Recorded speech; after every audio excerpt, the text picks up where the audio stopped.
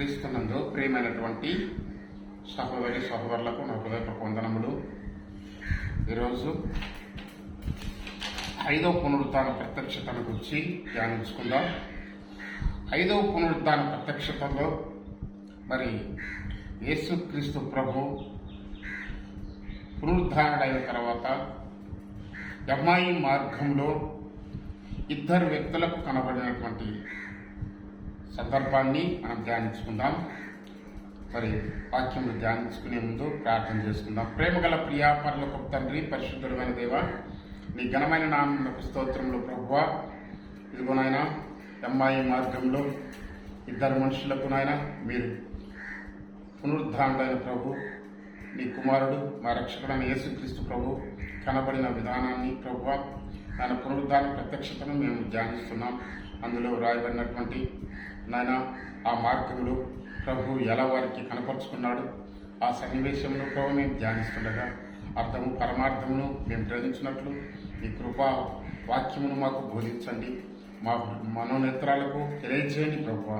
ఇదిగో ప్రభు వినగల చెవి, గ్రహించే హృదయాన్ని మాకు దయచేయమని యేసయ్య ప్రార్థించేట్టున్నాం తండ్రి. ప్రేమైనటువంటి సహోదరులకు, వీడియో వీక్షిస్తున్న ప్రతి ఒక్కరికి నా హృదయపూర్వక వందనములు. 5వ పునరుత్థాన ప్రత్యక్షత ఎప్పుడు అంటే ఆదివారం సాయంకాలము. ఆదివారము యేసు ప్రభు పునరుద్ధానుడైనటువంటి ఆదివారం సాయంకాలము. ఎక్కడ అంటే ఎమ్మాయి మార్గములో యేసు ప్రభు ఎమ్మాయి మార్గంలో కనబడినట్లు ఇద్దరు వ్యక్తులకు ఎంతమంది ఎవరికి కనపడ్డాడు? యేసు ప్రభు పునరుద్ధానుడైన తర్వాత మరణాన్ని జయించి మృత్యుంజయుడై 3వ దినాన పునరుద్ధానుడైనటువంటి ప్రభు ఇద్దరు వ్యక్తులకు కనపడ్డాడు. ఆ ఇద్దరు వ్యక్తులలో ఒక వ్యక్తి పేరు క్లేపా, రెండవ వ్యక్తి పేరు మరి వ్రాయబడలేదు. రాయబడని విషయాన్ని గురించి మనము ఊహించి మరి సొంతంగా మనం చెప్పకూడదు. పరిశుద్ధాత్మదేవుడు మనకు ఏమి రాయించాడో, ఎంతవరకు తెలియజేయాలనుకున్నాడో అదే మనం తెలుసుకోవాలి. కానీ మన సొంత ఆలోచన మనం అప్లై చేయకూడదు. ఎవరికి అంటే ఇద్దరి వ్యక్తులకు. ఆ ఇద్దరి వ్యక్తులు ఎమ్మాయి మార్గంలో ప్రయాణం చేస్తున్నారు. ఎప్పుడు అంటే ఆదివారం అంటే ఈస్టర్ సాయంకాలము అని మనం చూస్తాము. మనము ఈ 5వ పునరుద్ధాన ప్రత్యక్షత కూర్చున్నటువంటి రెఫరెన్స్ ఎక్కడంటే లూకా సువార్త 24వ అధ్యాయం నుండి 13 నుండి 32 వచనాల వరకు మనం చూస్తాము. 32 వచనాల వరకు మనం చూస్తాము. ఇక్కడ ఆ వచనాలను చూస్తే, ఇదిగో ఆ దినమందే, లూకా సువార్త 24వ అధ్యాయము 13వ వచనంలో ఇదిగో ఆ దినమందే అంటే ఆదివారం సాయంకాలము అని, వారిలో ఇద్దరు యెరూషలేమునకు ఆమడ దూరమున ఉన్న ఎమ్మాయి అను ఒక గ్రామమునకు వెళ్ళుచు. ఇద్దరు మనుషులు యెరూషలేము నుండి ఆమడ దూరమున ఉన్న ఎమ్మాయి అను గ్రామమునకు వెళ్ళుచున్నారు. ఇద్దరు మనుషులు. ఎమ్మాయి యెరూషలేమునకు ఉత్తరంగా 12 కిలోమీటర్లు ఉన్నది. యెరూషలేమునకు ఎమ్మాయి గ్రామం అనేది యెరూషలేమునకు 12 కిలోమీటర్ల దూరంలో ఉంది, ఉత్తరాన ఉంది. యెరూషలేమునకు ఉత్తరాన ఎమ్మాయి గ్రామం. అది మైల్లో 7 మైళ్ళు ఉన్నది. కిలోమీటర్లలో అయితే 12 కిలోమీటర్లు, మైళ్ళలో 7 మైళ్ళ దూరం. ఎందుకంటే ఇక్కడ ఆమడ దూరము అని ఉంది. ఇంగ్లీష్ తర్జుమాలో ఆమడ దూరము అని ఇద్దరు వ్యక్తులు యెరూషలేమునకు ఆమడ దూరంలో ఉన్న అని ఉంది. తెలుగు తర్జుమాలో ఆమడ దూరం అనేది. ఇంగ్లీష్ తర్జుమాలో ఏముందంటే which was 7 miles from Jerusalem అని. Which was 7 miles from Jerusalem. అంటే 7 మైళ్ళు అని ఇంగ్లీష్లో రాయబడింది. కాబట్టి 7 మైళ్ళ దూరంలో ఉంది అని మనకు తెలుస్తుంది. ఈ ఇద్దరు జరిగిన సంగతులను గురించి ఒకరినొకరు సంభాషించుతున్నారు. ఈ ఇద్దరు వ్యక్తులు జరిగినటువంటి యేసు ప్రభువును గూర్చి జరిగిన సంఘటనలు, యెరూషలేములో యేసు ప్రభువుకు శిలువ వేయటము, మరి ఎలా ఆయన శిలువ వేశారో, ఆయనకి ఎలాగూ మరణశిక్ష విధించారో, అధికారులు ప్రధాన యాజకులు ఆయనకు ఎలాంటి మరణశిక్ష విధించి శిలువ వేసి చంపారో, ఆ విషయాలు ఆ ఇద్దరు వ్యక్తులు ఒకరినొకరు సంభాషించుకుంటున్నారు. వారిరువురు కాన్వర్సేషన్ సాగింది. వారి మధ్య ఒక సంభాషణ జరుగుతుంది. ఆ సంభాషణ వారు సంభాషించుచు ఆలోచించుకొని చుండగా ఆ మార్గంలో వారు ఇద్దరు వ్యక్తులు ప్రయాణం చేస్తున్నప్పుడు యేసు తానే దగ్గరికి వచ్చి వారితో కూడా నడిచెను. యేసు తానే దగ్గరికి వచ్చి వారితో కూడా నడిచాడు. మూడో వ్యక్తిగా వారితో నడిచాడు. ఇద్దరు వ్యక్తులు వెళ్తున్నారు. వారు యెరూషలేమునకు మరి మార్గంలో ప్రయాణం చేస్తున్నారు. ఎమ్మాయి అని ఒక గ్రామానికి వెళుచు ఆ ప్రయాణంలో ఉన్నప్పుడు యెరూషలేము నుండి వెళుతున్నటువంటి వీరికి యేసు ప్రభు మూడో వ్యక్తిగా కనపడ్డాడు. వారికి కనపరుచుకున్నాడు ప్రభు. అప్పుడు 16వ వచనం, అయితే వారు ఆయనను గుర్తుపట్టలేకుండా వారి కన్నులు మూయబడ్డాయి. ఆ ఇద్దరు వ్యక్తులకు యేసు ప్రభును గుర్తుపట్టే కన్నులు లేవు. యేసు ప్రభు పునరుద్ధానుడై మహిమ దేహంతో ఉన్నాడు, మహిమ శరీరంతో ఉన్నాడు. వీళ్ళు రక్త మాంసములతో కూడిన మట్టి దేహంతో ఈ శరీరంతో ఉన్నారు. లోక సంబంధమైనటువంటి రక్త మాంసములు కలిగినటువంటి ఈ శరీర సంబంధమైనది. యేసు ప్రభు పునరుద్ధానుడై మహిమ దేహంతో లేపబడ్డాడు కాబట్టి, ఆయన మహిమ స్వరూపిగా ఉన్నాడు కాబట్టి వారి మధ్య నడుస్తున్నాడు. వారు యేసు ప్రభును గుర్తుపట్టలేకపోయారు. అంటే వారి కన్నులు మూయబడ్డాయి. వారు ఆయనను గుర్తుపట్టలేకుండా వారి కన్నులు మూయబడెను అని ఇక్కడ వ్రాయబడింది. కాబట్టి ఆయనను గుర్తుపట్టలేనటువంటి స్థితి. their eyes were restrained so that they did not know him. కాబట్టి వారు ఆయన గుర్తుపట్టలేకపోయారు. ఎందుకు? their eyes were restrained అంటే వారి కన్నులు మూయబడ్డాయి. So that they did not know him. కాబట్టి కొరింథీ పత్రికలో ఏం చెప్పబడుతుంది అంటే, కొరింథీయులకు రాసిన 2వ పత్రిక 4వ అధ్యాయం 4వ వచనం ఏం చెబుతుంది అంటే, ఈ యుగ సంబంధమైనటువంటి దేవత అవిశ్వాసులైన వారి కన్నులకు, అవిశ్వాసులైన వారి మనోనేత్రములకు గుడ్డితనం కలగజేస్తుంది.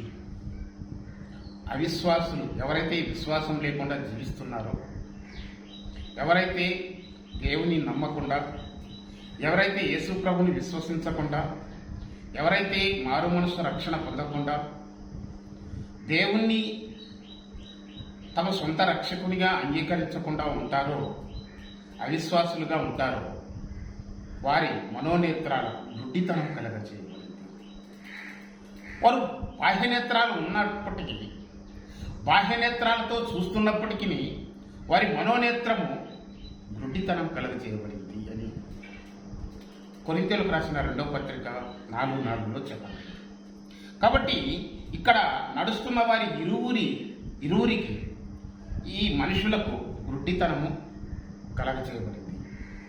వారు ప్రభు వారి మధ్య నడుస్తున్నప్పటికీ, ప్రభు వారితో నడుస్తున్నప్పటికీ వారు ఆయనను గుర్తుపట్టలేకపోతున్నారు, ఆయన చూడలేకపోతున్నారు. అయితే మహిమ దేహంతో ఉన్న ప్రభు వారికి కనబడటం లేదు. అవును, మనోనేత్రాలతో మనం చూడాలి మన ప్రభు మనకు ఈ భూలోకంలో ఉన్నప్పుడు ఆయన మనకు కనపడకపోవచ్చు. ఆయన మనకు ఈ మట్టి శరీరానికి, ఈ మట్టి దేహానికి మహిమోన్నతుడైనటువంటి ప్రభు కనపడడు. ఆయన చూస్తే మాడి మసిపోతాం. మహిమా స్వరూపుడైన ప్రభువును చూడటానికి ఈ కన్నులు, ఈ దేహం సరిపోదు, సరే. కానీ ప్రభు ఆత్మస్వరూపి కనుక ఆత్మతో ఆయన్ని ధ్యానించవచ్చు, ఆత్మతో ఆయన సేవించవచ్చు. మన అంతరాత్మతో ప్రభువును చూడవచ్చు, హృదయ నేత్రంతో ఆయన చూడవచ్చు. దేవుడు ఆత్మ కనుక ఆయన ఆరాధించు వారు ఆత్మతో సత్యంతో ఆయన ఆరాధించాలి. ప్రభు ఆత్మపూర్ణుడు కనుక మనం భూలోకంలో ఉన్నప్పుడు ఆత్మతో ఆయన మనోనేత్రంతో ఆయన చూడవచ్చు. అవకాశం మనకుంది, కానీ మనము చూడము. మనము ఈ బాహ్యనేత్రాలతో లోక సంబంధమైన ఈ లోకాన్ని తేరి చూస్తాము, కానీ మనోనేత్రంతో ప్రభువును చూడాలనేటువంటి ఆసక్తి, ఆశ మానవుడిలో లేకపోవటం అనేది ఎంతో దురదృష్టకరమైనటువంటి విషయం. సరే, ఇక్కడ మనం ఆయన అయితే వారు ఆయన గుర్తుపట్టలేకుండా వారి కన్నులు మూయబడెను. ఆయన మీరు నడుచుచు ఒకరితో ఒకరు చెప్పుకున్న ఈ మాటలు ఏమని అడుగగా వారు దుఃఖముక్కులై నిలిచింది. వారిలో క్లేయప్ప అనువాడు యెరూషలేములో బస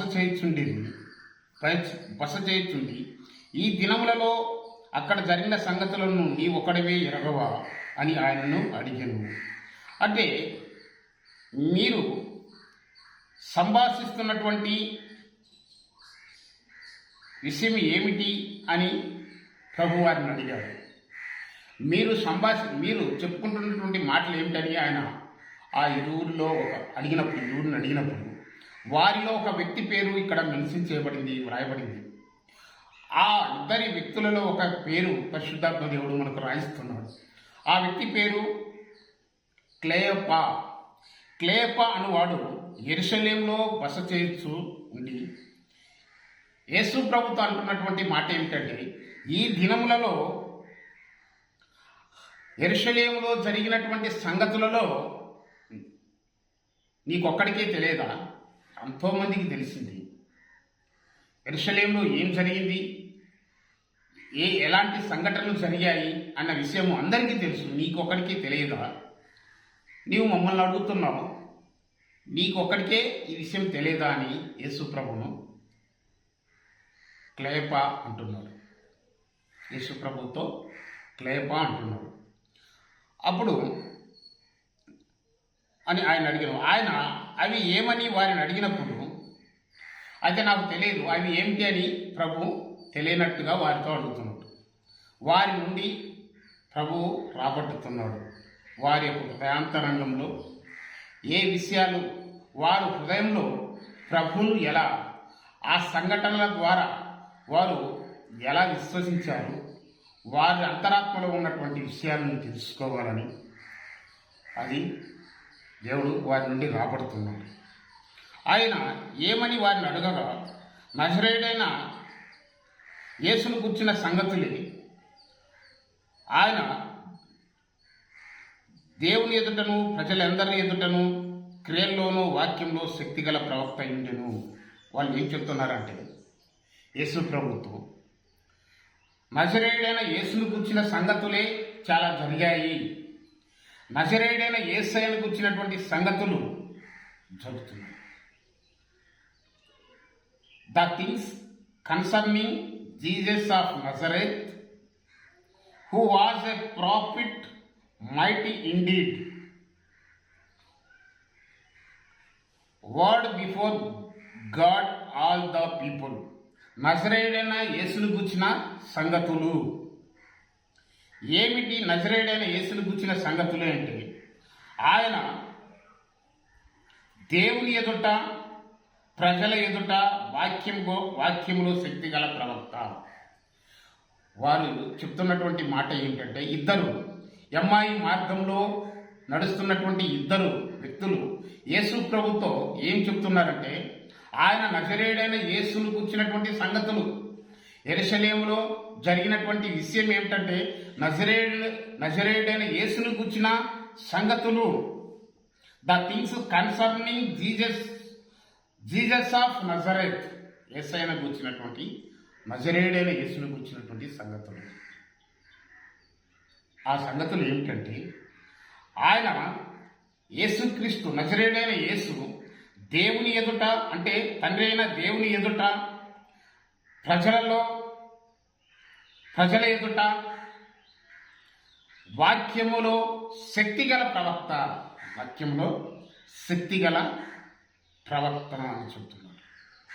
who was a prophet, mighty indeed, was before God all the people. శక్తిగల ప్రవక్త, శక్తిగల ప్రవక్త ఉన్నాడు. శక్తిగల దేవుని ఎదుట శక్తిగల ప్రవక్త, ప్రజలందరి ఎదుట శక్తిగల ప్రవక్త అని వారిరువురు ప్రభుతో చెప్తున్నారు. అవును ప్రియులారా, మన దేవుడు నజరేయుడైన యేసు శక్తిగల ప్రవక్త. ఆయన మైట్ ప్రాఫెట్, గొప్ప గ్రేట్ ప్రాఫెట్. అటువంటి గొప్ప ప్రవక్త ఆయనను దేవుని ఎదుట, ప్రజలలో ఎదుట ఆయన గొప్ప ప్రవక్త ఉన్నాడని చెప్పారు. అయితే అటువంటి ప్రవక్తను, అటువంటి నజరేయుడైన యేసును మన ప్రధాన యాజకులు ఏం చేశారంటే, మన ప్రధాన యాజకులను, అధికారులను ఆయనకు ఎలాగో మరణశిక్షకు అప్పగించి శిలువ వేయించారో నీకు తెలియదా? మన ప్రధాన యాజకులు, అధికారులు అందరూ కలిసి నజరేయుడైన ఈ యేసును ఎలాగో మరణశిక్షకు అప్పగించిరో ఇది ఇంకా నీకు తెలియదా? ఈ విషయాలు నీకు ఇంకా తెలియదా అని యేసు ప్రభుతో చెప్తున్నారు. వారు అంటున్నారు, వారి హృదయంలో ఏమని విశ్వసించారంటే నజరేయుడైన యేసును శిలువ వేశారు అని వారు నమ్ముతున్నారు. అన్యాయంగా ప్రధాన యాజకులు, అన్యాయంగా how the chief priest, our rulers delivered him to be condemned to death. ఆయనకు ఎలాంటి మరణశిక్ష వేశారంటే, ఎలాంటి శిక్ష? Our chief, how the chief priest, మన ప్రధాన యాజకులు, how the chief priest, our rulers, అధికారులు, delivered him to be condemned to death and crucified him, ఆయనకు శిలువ వేసి మరణశిక్ష విధించున్నారు. ఎవరు వేసింది శిలువ శిక్ష? మరణశిక్ష ఎవరు విధించారు? Our chief priest, our rulers, మన ప్రధాన యాజకులే, ధర్మశాస్త్రము తెలిసిన వారే. మోసే ధర్మశాస్త్రం చదివిన పండితులే, ప్రధాన యాజకులే, వాళ్ళే ఈ చీఫ్ ప్రీస్ట్స్, అవర్ రూలర్స్, అధికారులు. ప్రభుకు మరణశిక్ష విధించారు, కండెమ్డ్ టు డెత్, శిలువ వేశారు, క్రూసిఫైడ్ హిమ్, ఆయన శిలువ వేసి చంపారు. ఇది అన్యాయం. ప్రభు పరిశుద్ధుడు, ప్రభు నిర్దోషి, నిష్కలంకుణ్ణి ప్రభును ఓర్వలేక ఆయనకు శిలువ శిక్ష విధించారని వాళ్ళు నమ్ముతున్నారు. అయితే వాళ్ళు ఇంకా ఏమంటున్నారంటే 21వ వచనంలో, ఇశ్రాయేలును విమోచించువాడు ఈయనే అని మేము నిరీక్షించి ఉంటిమి. ఇశ్రాయేల్ 12 గోత్రాలను విమోచించువాడు ఈయనే, విడిపించువాడు ఈయనే. ఇశ్రాయేల్ ఏ లేఖనాల్లో, ఏ పాత నిబంధనలో, ఏ ప్రవక్తల గ్రంథాల్లో, ఏ కీర్తనల గ్రంథాల్లో మెస్సియాను గూర్చి ప్రవచనాలు ఉన్నాయో, ఆయన గూర్చినటువంటి, క్రీస్తును గూర్చినటువంటి ప్రవచనాలు ఉన్నాయో, ఆ ప్రవచన పురుషుడే ఈ క్రీస్తు అని వారు చెబుతున్నారు. ఇశ్రాయేలును విమోచించువాడు ఈయనకే వారు శిలువ శిక్ష విధించారు. ఇశ్రాయేలును విమోచించువాడు ఈ నజరేయుడైన యేసునే, నజరేయుడైన యేసుకు వారు మరణశిక్ష విధించి ఉన్నారు. ఇశ్రాయేల్ ప్రజలకు విడుదల ఇచ్చేటువంటి మెస్సయ్య అయినటువంటి క్రీస్తుకు వారు మరణశిక్ష విధించారు అని చెప్తున్నారు. యేసు ప్రభుతో చెప్తున్నారు ఇద్దరు. ఇవి జరిగి నేటికి 3 రోజులు 3 దినములు ఆయన. ఈ రోజుకు 3 దినాలు అవుతున్నాయి. శుక్రవారం శిలువ వేశారు, శనివారం ఆయన సమాధి చేయబడ్డాడు, ఆదివారం పునరుద్ధానుడైన ఆదివారం ఈ రోజుతో తెల్లవారుజామున ఆయన లేపబడ్డాడు. ఈ సాయంకాలంలో మేము ఆ విషయాన్ని నీవు మమ్మల్ని అడుగుతున్నావు, మేము నీకు చెప్తున్నాము అని ఎంఐ మార్గంలో ఉన్న ఇద్దరు మనుషులు యేసు ప్రభువుతో చెప్తున్నారు. అయితే ఈ విషయము, ఆయన పునరుద్ధానుడైనాడన్న విషయము మేము చూడలేదు, కానీ మాలో కొందరు స్త్రీలు తెల్లవారగానే సమాధి వద్దకు వెళ్ళి ఆయన దేహము కానక వచ్చి, కొందరు దేవదూతలు తమకు కనబడి ఆయన బ్రతికి ఉన్నాడని చెప్పిరని మాతో చెప్పి మాకు విస్మయం కలగజేసింది. మాతో కూడా ఉన్న వారిలో కొందరు సమాధి వద్దకు వెళ్ళి ఆ స్త్రీలు చెప్పినట్లు కనుగొనిరి. మరి ఆయన తెల్లవారుజామున పునరుద్ధానుడైనటువంటి విషయాన్ని మాలో ఉన్న కొందరు స్త్రీలు సమాధి వద్దకు వెళ్ళి చూశారు. ఆ సమాధి వద్దకు వెళ్ళినప్పుడు దేవదూతలు వారికి కనబడి ఆయన పునరుద్ధానుడయ్యాడు, ఆయన లేడు, ఈజ్ రైజన్ అని చెప్పాడు. ఆయన లేచి ఉన్నాడు, ఆయన పునరుద్ధానుడయ్యాడని ఆ విషయాన్ని వారికి చెప్పాడు. అయితే అది మాకు విస్మయం కలిగించి మాతో కూడా ఉన్నవారిలో కొందరు సమాధి వద్దకు త్వరగా వెళ్ళి చూసి ఆ స్త్రీలు చెప్పినట్లు మేము కూడా కనుగొన్నాము, మేము కూడా గ్రహించాము. ఆయన పునరుద్ధానుడైనాడని మాలో కూడా పురుషులలో కూడా కొందరు వెళ్ళి వారిలో పేతురు, యోహాను సమాధి వద్దకు ముందుగా వెళ్ళి. కాబట్టి ఇక్కడ యేసు ప్రభుతో ఈ విషయాలన్నీ స్పష్టంగా చెప్తున్నారు ఎంఐ మార్గంలో ఇద్దరు మనుషులు. అప్పుడు యేసు ప్రభు ఏమంటున్నా అంటే 25వ వచనం, లూకాసు వార్త 24వ అధ్యాయం 25వ వచనం, అందుకైన అవివేకులారా, ప్రవక్తలు చెప్పిన మాటలన్నిటినీ నమ్మని మందమతులారా, క్రీస్తు శ్రమపడి తన మహిమలో తన మహిమలో ప్రవేశించుట అగత్యం కాదా అని వారితో చెప్పి, అంటే అప్పుడు ఆయన, మీరు స్పష్టంగా ఆయన యొక్క పునరుద్ధానాన్ని గురించి అవగాహన లేదు మీకు. మేము మాలో కొందరు స్త్రీలు చూశారు, మేము కూడా మాలో పురుషులు కూడా వెళ్ళి చూసి కనుగొన్నాము, దేవదూతలు చెప్పారు ఈ విషయాన్ని అని చెప్తున్నారు. కానీ మీకు దేవుడు శరీరధారిగా ఉన్నప్పుడు మీరు స్పష్టంగా చెప్పాడు, మీరు అందుకు ఆయన అవివేకులారా అంటున్నాడు. ఓ పోలీస్ అంటే అవివేకులారా,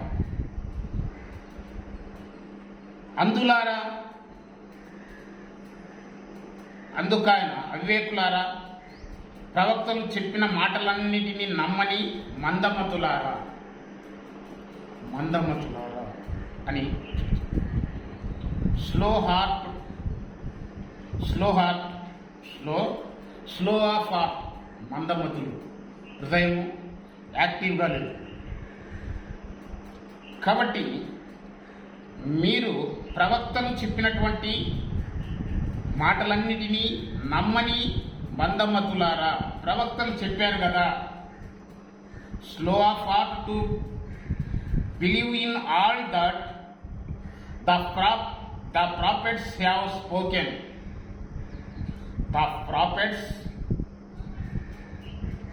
స్పోకెన్. ఏమని చెప్పారు ప్రవక్తలు చెప్పిన మాటని నమ్మని మందమతులారా. ప్రవక్తలు చెప్పినటువంటి మాటలు నమ్మలేదు. కీర్తనల గ్రంథము 16:10లో ఆయన పునరుద్ధానం గురించినటువంటి ప్రవచనం ఉంది.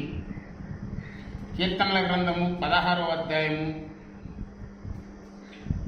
10వ వచనంలో యేసుక్రీస్తు ప్రభువును గూర్చినటువంటి ప్రవచనము ఉంది. ఆ ప్రవచనాలన్నీ ఆయన పునరుద్ధానాన్ని గూర్చి వ్రాయబడ్డాయి. ఆ మాటలన్నింటినీ వారు గ్రహించలేకపోయారు. ప్రవక్తలు చెప్పిన మాటలన్నిటినీ నమ్మని మందమతులారా. ప్రవక్తలు చెప్పిన మాటలు ఏమిటి? కీర్తనల గ్రంథములో దావీదు ప్రవక్త 16వ అధ్యాయం 10వ వచనంలో చెప్పినటువంటి మాట, ఏలనగా నీవు నా ఆత్మను పాతాళంలో విడిచిపెట్టవు, నీ పరిశుద్ధుని కుళ్ళు పట్టనీయవు, జీవ మార్గము నీవు నాకు తెలియజేసదవు. ఎందుకనగా నీవు నా ఆత్మను పాతాళంలో విడిచిపెట్టవు, నీ పరిశుద్ధుని కుళ్ళు పట్టనీయవు అనేది పునరుద్ధానుడవుతాడని ప్రవచనం. యేసుక్రీస్తు ఆత్మను పాతాళంలో విడిచిపెట్టాడు తండ్రి అయిన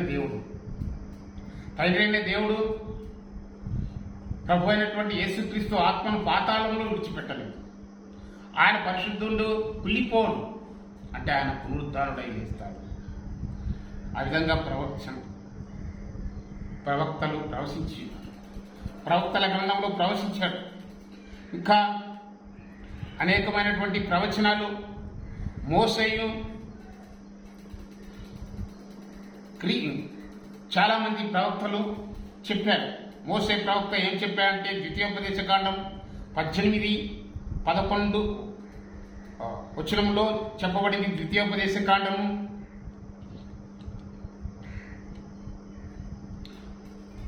18వ అధ్యాయము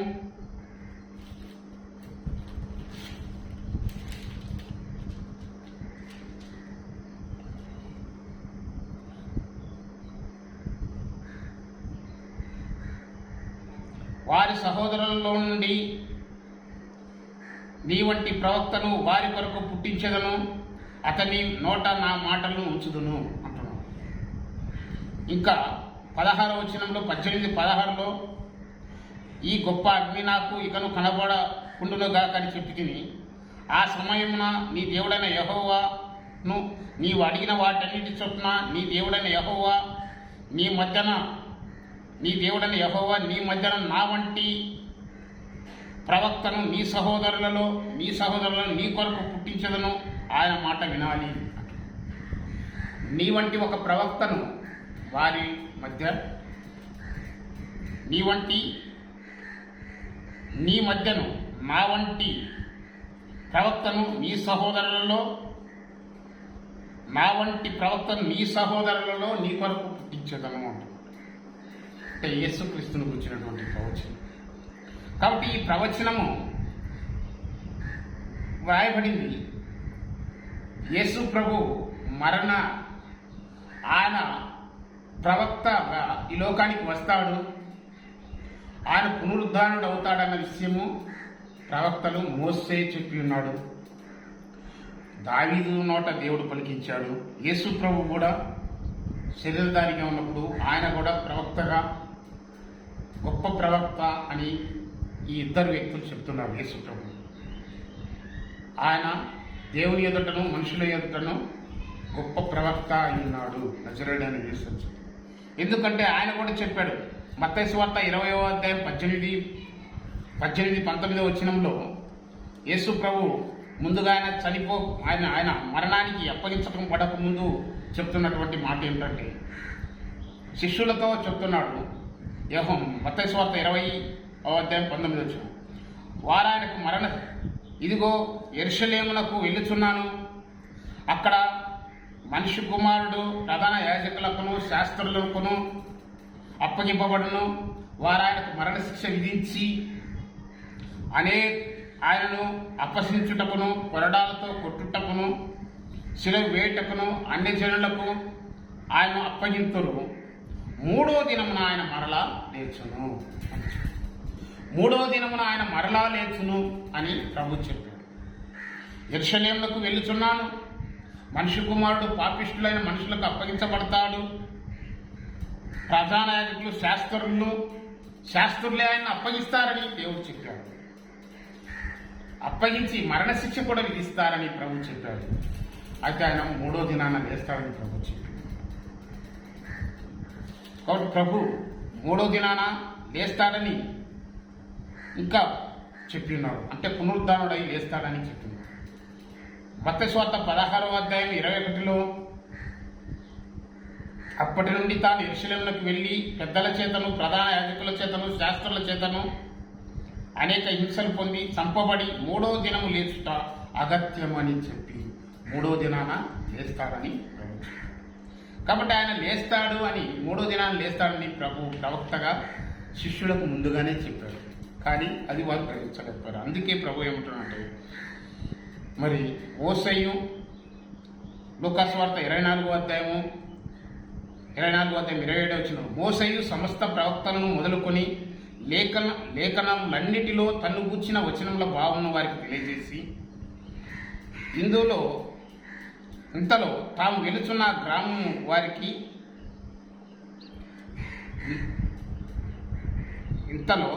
తాము వెళ్ళుచున్న గ్రామమునకు దగ్గరగా వచ్చినప్పుడు ఆయన ఇంకా కొంత దూరం వెళ్ళునట్లుగా అగపడగా, ఇక్కడ మోషేయు సమస్త ప్రవక్తలను మొదలుకొని లేఖనములన్నిటిలో తను గూర్చిన వచనాల భావమును గూర్చి వారికి తెలిపాడు. లేఖనాల్లో ఉన్న భావాలన్నిటినీ వారిద్దరికీ తెలియజేశారు. మోషే ప్రవక్తలు ఏం చెప్పారో ఆ ప్రవక్తల ప్రవచనాలను వారికి తెలియజేసి జ్ఞాపకం చేసి దేవుడు కనబడనట్లు ఉన్నాడు వారికి. అయితే ఇంతలో తాము వెలుచున్న గ్రామమునకు దగ్గరగా వచ్చినప్పుడు ఆయన ఇంకా కొంత దూరము వెళ్ళునట్లుగా అగపడగా, వారు సాయంకాలం కావచ్చినది, ప్రొద్దు గుంకినది, మాతో కూడా ఉండుమని చెప్పి ఆయన్ను బలవంతం చేసిరి. ఇంకా సాయంకాలం అవుతుంది. యేసు ప్రభు మరి సాయంకాలం అవుతున్నది, వారు ఆయన ఇంకా అప్పటికి గుర్తుపట్టలేకపోయారు.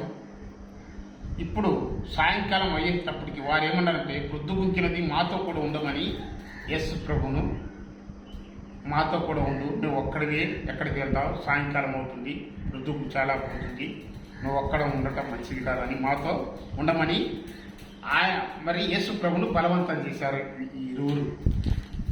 అప్పుడు బలవంతం చేసినప్పుడు ఆయన వారితో కూడా ఉండుటకు లోపలికి వెళ్ళాడు. యేసు ప్రభు వెళ్ళి ఆయన వారితో కూడా భోజనంలో కూర్చున్నప్పుడు ఒక రొట్టెను పట్టుకొని స్తోత్రం చేసి దాన్ని విరిచి వారికి పంచిపెట్టగా, ఎప్పుడైతే వారు కూర్చున్నారో యేసు ప్రభును నువ్వు ఇంటిలో కూర్చోబెట్టుకొని ఉన్నప్పుడు యేసు ప్రభు భోజనము ఒక రొట్టెను ఉంచి వారి భోజనం కూర్చున్నప్పుడు ఒక రొట్టెను పట్టుకొని స్తోత్రం చేసి విరిచి వారికి పంచినప్పుడు ఆ రొట్టెను విరిచి వారికి పంచిపెట్టగా వారి కన్నులు తెరవబడి ఆయన గుర్తుపట్టింది అని. ఎప్పుడైతే యేసు ప్రభు ఒక రొట్టెని తీసుకొని ప్రార్థన చేసి ఆ రొట్టెను వారికి ఆహారంగా పంచిపెట్టాడో ఆ రొట్టెను వారు తీసుకొని తెచ్చున్నప్పుడు యేసు ప్రభువును గుర్తుపట్టాడు. అప్పుడు యేసు ప్రభు వారికి ఆయన పునరుద్ధానుడైన ప్రభువుగా వారికి కనపరుచుకున్నాడు. పునరుద్ధానుడైన అంటే ఇంతవరకు వారు యేసు ప్రభు సంభాషణ, యేసు ప్రభుతో వారు మాట్లాడుతున్నారు. ప్రభువు చెప్తున్నటువంటి మాట ప్రశ్న వాళ్ళు వింటున్నారు. ప్రభు గద్దించి లేఖనాలు చెప్తున్నప్పుడు వినగలుగుతున్నారు. యేసు ప్రభు వారిని గద్దిస్తుంటే లేఖనానుసారంగా గద్దించినప్పుడు వాళ్ళు విన్నారు. కానీ వారి కన్నులు మూయబడ్డాయి కాబట్టి వారు చూడలేకపోయారు. ఎప్పుడైతే వాళ్ళు ఒక సాధారణమైన వ్యక్తి మనతో నడుస్తున్నాడని భావించారు, ఒక సాధారణమైన వ్యక్తి మాతో ఒక మూడో వ్యక్తిగా మాతో కలిసి ప్రయాణం చేస్తున్నాడని వారు భావించారు. కానీ ఆయన మెస్సయ్యగా వాళ్ళు గుర్తుపట్టలేదు. ఆయన ప్రవక్త అని, ఆయన క్రీస్తు అని, ఆయన పునరుద్ధానుడైన క్రీస్తు అని వారు గుర్తుపట్టలేదు. ఎప్పుడు గుర్తుపట్టగలిగారు అంటే వారు యేసు ప్రభు వారితో కలిసి వారు రమ్మనగానే వారి ఇంటిలోనికి వెళ్ళి వారు భోజనానికి కూర్చున్నప్పుడు రొట్టె ముక్క పట్టుకొని ప్రభు ప్రార్థన చేసి స్తోత్రం చెల్లించి వారికి తిరిగి భోజనముగా వారికి ఎప్పుడైతే పెట్టారో అవి తింటున్నప్పుడు వారు ప్రభువు వారి కన్నులు తెరిచాడు కాబట్టి ప్రభువును, మహిమలో ఉన్న ప్రభువును చూశారు. పునరుద్ధానుడైన ప్రభువును చూశారు. అందుకే ఇది ఇద్దరు వ్యక్తులు యేసు ప్రభు 5వ పునరుద్ధాన ప్రత్యక్షతగా ప్రభువును ఇద్దరు వ్యక్తులకు కనపరుచుకున్నాడు. ఎమ్మాయి మార్గంలో ఇద్దరు వ్యక్తులకు పునరుద్ధానుడైనటువంటి ప్రభు 5వ పునరుద్ధాన ప్రత్యక్షతలో ఇద్దరు వ్యక్తులకు ఆయన కనపరుచుకున్నాడు. వారిలో ఒక వ్యక్తి క్లేయోపా కాబట్టి ఇంకొక వ్యక్తి పేరు రాయబడలేదు. ఆ ఇద్దరు వ్యక్తులు ప్రభువును చూశారు, పునరుద్ధానుడైనటువంటి ప్రభువును చూసి ఉన్నారు అనేది ఈ సందేశం. ఈ సందేశాన్ని మీరు శ్రద్ధగా విన్నారని ధ్యానించి ప్రభువును మనము ఆ పునరుద్ధానుడైనటువంటి ప్రభువును మనము నమ్ముకోవాలి, విశ్వసించాలని తెలియజేస్తూ ఉంటున్నాం. దేవుడు కొద్ది మాట జీవించి ఆశీర్వదించును గాక. God bless you.